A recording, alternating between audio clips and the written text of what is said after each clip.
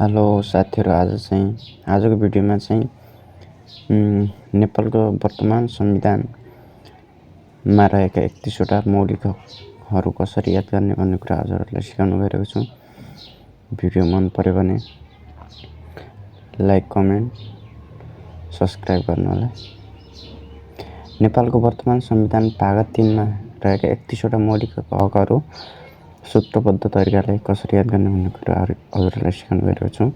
धारा 16 देखि 46 सम्म रहेका छन् मौलिक हकहरू, 31 वटा मौलिक हकहरू। धारा 16 मा सम्मानपूर्वक बाँच्न पाउने हक रहेको छ। धारा 17 मा स्वतन्त्रताको हक रहेको छ। धारा 18 मा समानताको हक रहेको छ।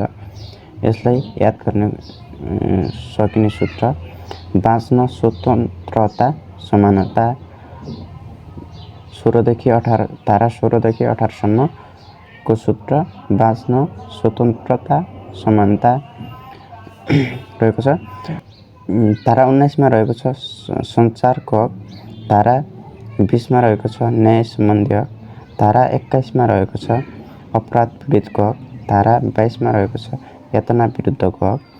धारा 23 मा रहेको छ निवारक नजरबन्द विरुद्धको हक। धारा 19 देखि धारा 23 सम्मका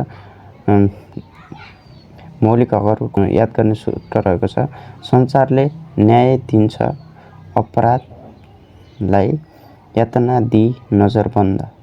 यो सूत्रले धारा 19 देखि धारा 23 सम्म याद गर्न सकिनेछ। धारा 24 मा रहेको छ छुवाछुत तथा भेदभाव विरुद्धको हक। धारा 25 मा रहेको छ सम्पत्तिको हक। धारा 26 मा रहेको छ धार्मिक स्वतन्त्रताको हक। यस धारा 24 देखि धारा 26 सम्मको मौलिक हकहरू याद गर्ने सूत्र रहेको छ: छुवाछुत हुन्छ सम्पत्तिले धर्ममा। अर्को रहेको छ धारा 27 देखि रहेको छ धारा 27 मा सूचनाको हक। धारा 28 मा गोपनीयताको हक। धारा 29 मा शोषण विरुद्धको हक।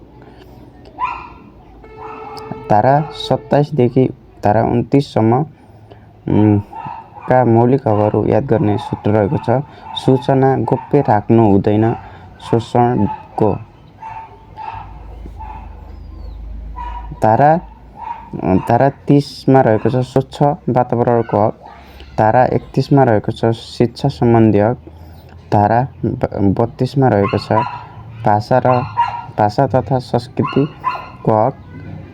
धारा 33 मा रहेको छ रोजगारीको हक। धारा 30 देखि 33 सम्मका मौलिक हकहरू याद गर्ने सूत्र रहेको छ: स्वच्छ वातावरणले शिक्षा, भाषा, रोजगार सिकाउँछ।